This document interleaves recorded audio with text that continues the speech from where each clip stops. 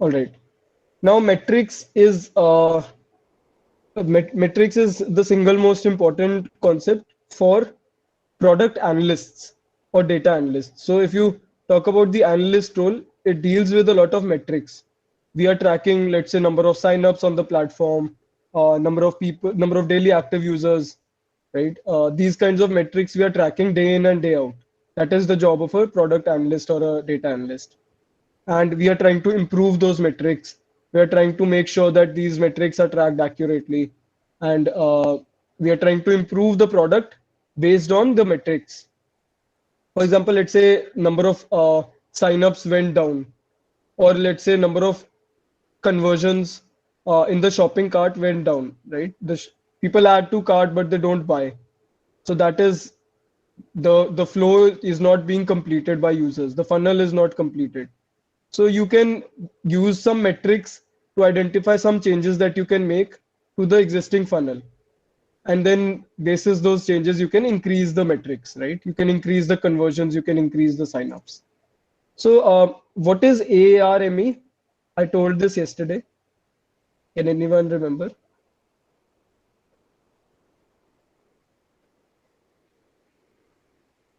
Activation, acquisition, retention, referral, monetization, engagement. Correct. So the funnel that I always refer to is basically, the user first comes on the platform, gets acquired by the gets acquired as such, right? The user joins the app, signs up or logs in, whatever, and then uh, the second A stands for activation. The user starts using the app, right? Downloads the app, uses the app, all of that. Then we have engagement. The user is engaged with the app, like the user starts using the app regularly, starts using the features. And then we have monetization. The company or the app starts getting some revenue from the user. The user becomes a paid user. And then finally, referral. Now the user is very, very active and he starts referring your app to other people, or whatever product that you are talking about. So on similar lines, we have this framework, right? For example, you are asked a question, how would you measure the success of YouTube? How would you solve this question? And these are very common questions. Uh, in a product analyst interview, expect at least one of such questions. How would you solve this? So when you talk about measuring the success, first we want to describe the product. We want to understand what the product is, and we want to understand whether there's a particular feature that we are talking about or whether we are talking about the entire product. So first, describe the product and define the product goal. What is the goal of the product? What does the product do? So what is the goal of YouTube? Two things I think mainly. First one, educate, make sure that people are engaged with the platform. They watch videos regularly for educational content, and second, for entertainment. So mainly education and entertainment, I think, would overall define the would be the product goal for YouTube. And we want more users to be active on the platform and watch more videos. So yesterday, the NSM also we discussed, right? Uh, the time for which videos are watched. So the viewership is the North Star metric for YouTube. So that would be the product goal or the job of the product. Next, after we have described the product, after we have identified that the product goal is this, then we start understanding who the user is. Again, right, this is broadly, we are again using the circles framework only. We identify the users and map out the user journey. Now, in the next step in the circles framework, we find the needs of the users. But here we'll not find the needs. We'll start listing the metrics. So let's say I've identified that, okay, YouTube has, let's say, uh, teenagers are the most important customer segment. Teenagers category, that segment is the most important one for YouTube. Most of the teenagers watch YouTube. So that would be, one of the important customer segments. I would map out the user journey. The person opens the app, searches for something, or scrolls down, watches some video which he or she likes. So that would be the user journey in this case. And then for different parts of the user journey, I would start listing down the metrics. And this is where this framework would come into picture. This is basically AARME framework. You'll get to see modifications of this everywhere. So for example, then this extra A is added here, which stands for awareness, right? And then we have engagement, retention, monetization, referral. These are the common metrics that you can talk about. Now, in the case of YouTube, again, I asked this question yesterday also. What would be the most important metric from all of these for YouTube? What do you think would be the most important metric for YouTube?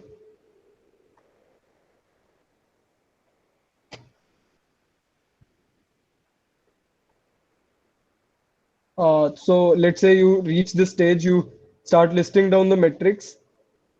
You can ask the interviewer that is there a particular metric that you want me to focus on? Or you can say that, these are the metrics that I have in mind. And maybe, there's a possibility that this is the most important metric for YouTube. You can identify one of these metrics and say that this looks like the most important metric for YouTube. So what would you guys choose? What is the most important metric for YouTube? Engagement. Correct. So engagement is the most important metric. We want users to be engaged with the platform. We want them to come back to the platform and spend time on the platform, right? Watching videos. So that is the most important metric here. And for different apps, this is different. WhatsApp would have a different metric. Facebook would have a different metric. And Facebook Marketplace would have a still different metric. So all these apps have different metrics. All right. So when we talk about choosing a metric here, right? Or choosing a broad category. Let's say we choose engagement here. Now we start listing down some metrics for this. For example, the time spent in watching videos. That is a metric for engagement, right? That directly tells us whether the user is engaged or not to the platform. So the user is either spending a lot of time in watching YouTube, in watching a video, or leaves the platform or just scrolls. So those are some possibilities. So one other metric can be number of users who logged into YouTube today, right? That also tells engagement. That also highlights engagement. What can be some other metrics now for engagement? I've given you two examples. More examples which would tell that a user that user engagement is high.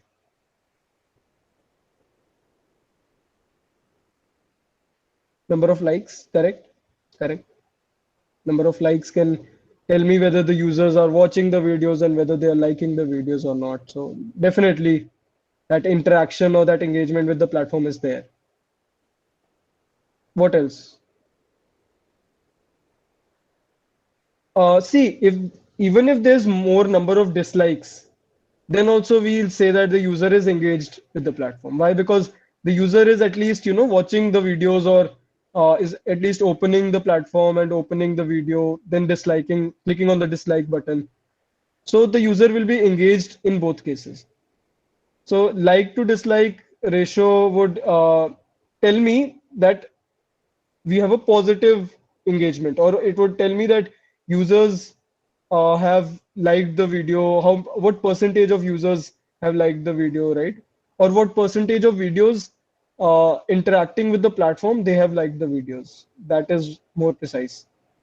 But that would not be a good measure for engagement. So that is about like to dislike ratio. Comment section, yes. Number of comments, basically. Comment. So I'm talking about a metric. So number of comments is what we want. Okay, more metrics, guys. We've talked about the supply side. Sorry, we've talked about the demand side. What about the supply side? Yes, so video duration watched by the user, definitely. I have already talked about this, right? So the time spent on watching videos. So that time spent in watching, time for which videos are watched, that is a metric. Again, so we've talked about the demand side. What about supply side? Perfect. So number of videos uploaded by creators every day. How many videos have been uploaded?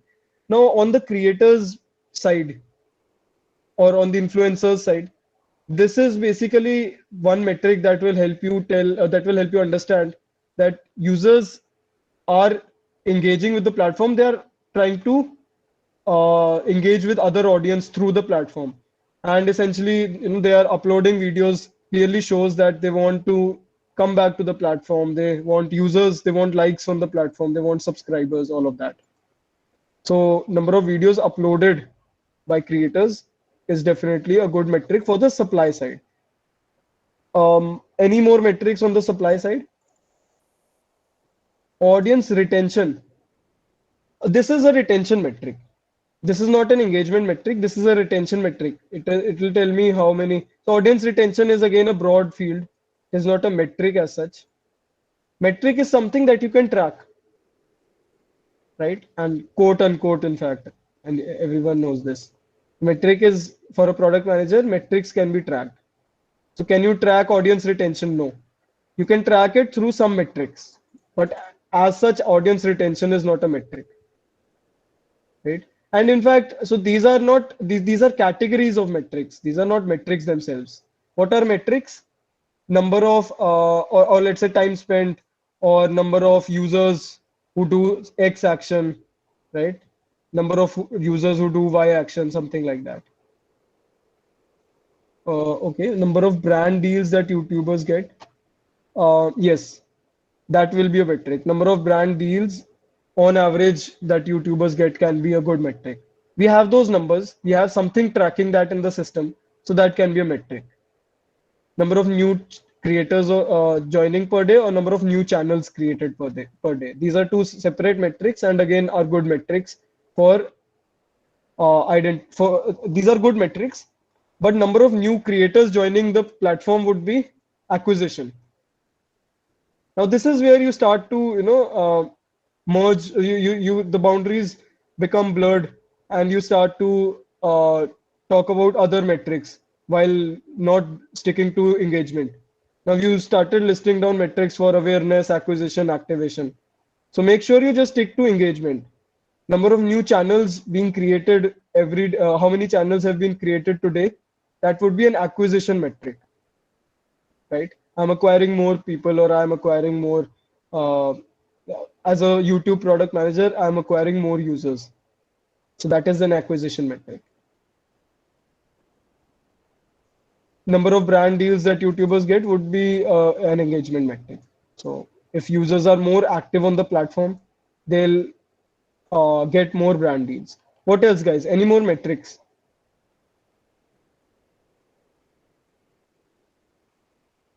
All right. If there are no more metrics, then we can move to some other example now. Number of premium memberships or premium membership for user by channel. What do you mean by channel? Okay. Out of the subscribers of a particular channel, how many have premium membership? Something of that sort? Harsh? Okay. Yeah, so you don't need to complicate this. You can just say that number of premium memberships, right? That can be a metric. And let's say we are targeting, if you are targeting one particular channel, let's say there's some very famous channel and you want to understand the user segments out of the subscribers of that channel only. Then you can look at how many of the subscribers of the channel have premium membership. So that can be some advanced metric, but that will not precisely tell you what engagement for that channel is, right? Engagement for that channel would be something different. It would be, number of hours or number of minutes for which content on that channel has been watched. That would be the metric for engagement metric for that channel. But that is slightly advanced. No, don't need to go there. Let's come to some more interesting questions. Before that, I'll just complete this framework. So we list the metrics for different parts of the user journey. Here, I didn't list metrics for all these parts because we were very clear that when we're talking about YouTube, we just mainly focus on engagement. But it is possible that At some point of time, I want to build a feature within YouTube that just increases my acquisition. Let's say the rates of acquiring new users went down this month by 20%. Last month I acquired 1 million users, but this month I acquired, let's say, 80 mil, 80, 800, 80,000 users, sorry. So let's say I just acquired 80,000 users this month. Last month I acquired 100,000 users. So I'll probably think about a new feature or some change in the previous features in order to increase acquisition, right? In that case, I would probably look at acquisition. I'll not look at engagement, even though it is YouTube in that case. So basis the question, you can target the metric, right? You can based on the question, you can take whatever metric that would be best for that. Next would be evaluate the metrics and prioritize. Now you can have 10 metrics for engagement, right? We've listed around 10 metrics for engagement. But out of these, what would be the most important one? What would be the focus metric? There would be only one focus metric and a number of level 1 metrics, some more level 2 metrics. So this is the primary metric. These can be secondary. These can be tertiary. So these can be, you know, of less priority, but the focus metric is the one which has highest priority. Then finally, of course, without summarization, your question is there's no point in solving. So if you summarize, the interviewer will get the complete picture in one go. So make sure you summarize. Okay, more questions. Which metrics would you track to measure the success of the save post feature in Facebook? Have you seen the save post feature? Have you saved a post ever in Facebook? Has anyone saved a post? Yes, so you saved it. Okay. And have you gone to the saved posts section and viewed the saved post ever? Because I know people have saved it, but very few people actually go to that section. So okay, so now you at least know, right, what we are talking about here, right? So even if you don't have context, so when you come across a good post on Facebook, you can save it for later. That is the save post feature, and we want to track the measurement. We want to measure the success, and for which we probably would look at some metrics, right? What would be the best metric for tracking that this product or this feature, right? So which metrics would you track to measure the success of this feature? This can be a good question. Then we can say that you're the product manager of YouTube Analytics. What would you pick as the 3 key metrics and why? So YouTube's analytics, if you have uploaded a video on YouTube, you'll notice that you get the analytics for that video, right? A lot of stuff is there. So if you want to look at 3 top metrics, you can probably do that. But essentially, I think here we are talking about creator version. We are probably talking about I am a data product manager of YouTube, which means that how YouTube as an app is performing. I'm looking at that analytics. So what would be the top 3 metrics that I would track? So I think that is the question. So here you can see, right, it becomes very important to clarify the question in the beginning itself. So first step is always clarification. Next, how would you set metrics for Facebook Marketplace? Facebook Marketplace, similar to Amazon, Flipkart, you can buy stuff, and I think one good metric to track here would be probably a number of items bought or number of items added to cart, if a cart kind of a concept exists here, right? So those can be some questions. So one question I wanted to take up was, how would you measure the success of Facebook stories, right? So you can take a screenshot, you can solve this on your own later on, and we can discuss this answer next time, right? And we probably would have a product manager discussing a similar product metrics case live with you next week.